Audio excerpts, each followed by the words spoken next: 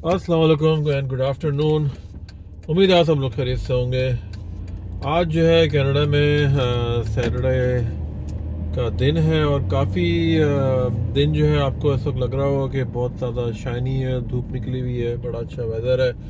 लेकिन ये सिर्फ विंडो के अंदर से देखने का वेदर आपको ऐसा लग रहा होगा या कंप्यूटर की स्क्रीन से या मोबाइल की स्क्रीन से।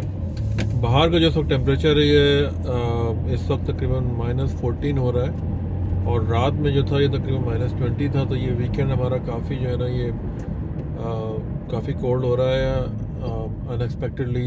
नॉर्मली ये जो फ्राइडे को जो था इतना ज़्यादा वेदर ऐसा ख़राब नहीं था, लेकिन ये अचानक जो है ना ये तो कनाडा में ज़रूरी नहीं कि यहाँ पे स्नो हो तो ही टेम्परेचर यहाँ पे सर्दी वगैरह होती है, बर्फ़ वगैरह का ऐसा नहीं है।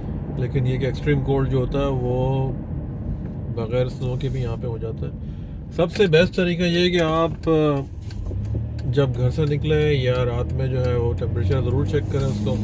आजकल तो बहुत आसान हो गया है, वरना किसी ज़माने में जो लोग जो थे वो टीवी पे टेम्परेचर देखते थे, जो वेदर फोरकास्ट वगैरह इस टाइप की चीज़ें हैं होती थी, या टीवी पे भी वेदर बताते हैं टेम्परेचर। लेकिन अब तो खैर बहुत आसान हो गया, आपने वेदर का ऐप डाला और बस 1 सेकंड में आपको जो है वो पता चल जाता है कि पूरे हफ्ते का क्या वेदर है या 14 डेज़ का क्या वेदर है या कल का क्या वेदर है। तो बड़ी इससे मतलब ये कि आसानी हो जाती है। ख़ास तौर पे वो लोग जो जिनके पास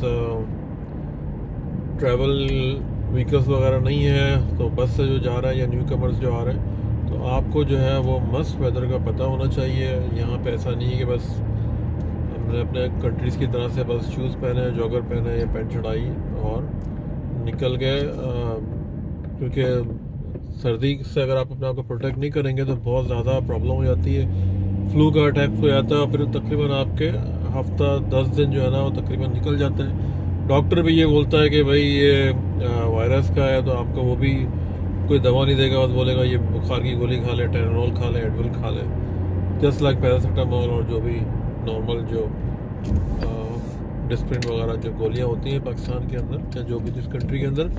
तो वो अनलेस कि आपकी कंडीशन बहुत ज़्यादा सीवियर हो तो फिर आप हॉस्पिटल वगैरह में जाएं, तो वहाँ पे ऐसा होता है। तो बस ये है कि कनाडा में अपने आप को प्रोटेक्ट रखना है, तो वेदर से अपने आप को महफूज रखना है और बस इसको जो है नज़रअंदाज नहीं करना है आपने कि भाई चलो कोई ऐसा मसला नहीं है। तो अपने आप को अपने प्रोटेक्ट रखना है। आप प्रोटेक्ट रहेंगे तो जॉब पे आ सकेंगे, काम कर सकेंगे, सब कुछ जो है वो अर्निंग वगैरह सही कर सकेंगे। और अगर तबीयत ख़राब रहेगी तो फिर प्रॉब्लम रहेगा। तो please take care of yourself. Thank you very much for watching. Take care, bye.